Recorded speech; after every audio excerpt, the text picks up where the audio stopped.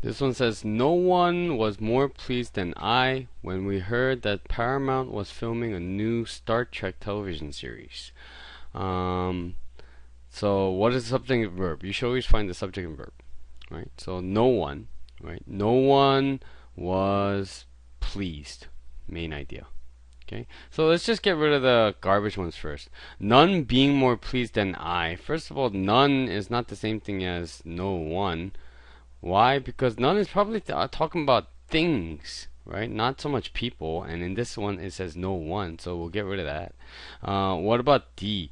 No one, and then they put this as an extra phrase, right? Compared to me. So the main idea is no one being more pleased when we heard, right? If you cut out this, this is not a sentence. Right? Actually, even with that, it's not a sentence, right? What about C?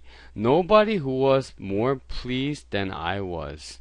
This is not a sentence because we have this thing, a relative pronoun, which is referring to this, right? So basically, it would be nobody than I was when we heard Paramount was filming, right? Not a sentence, just a jumble of words, right? So we have between A and B, right?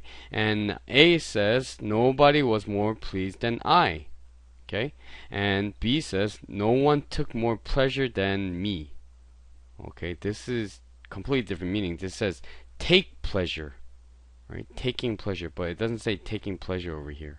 Okay, and what is the difference between I and me? I thought that was actually where they were going to test you on I and me. I is a subject, right? And me is an object. But what is it saying? No one was more pleased than me. And I guess people want to say that, right? But who's more pleased? You say me? Me was pleased or I was pleased? Right? So right away you can't have me. I thought that's where they're gonna ask you about, but it's not even that. It's just nonsense, right? Just think about this. Like, who was more pleased? I was, right? You have to say I, not me. You're not gonna say who was more pleased. Me was. That's wrong, right? So there's no error in this sentence, but I think that's a good point to understand. Subject versus object over here.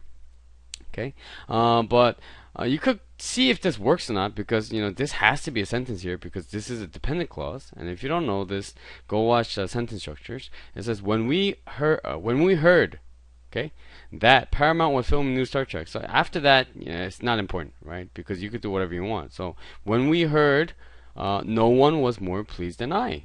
That makes perfect sense. You could switch it back and forth because this is a dependent clause back here and this is an independent clause. Right?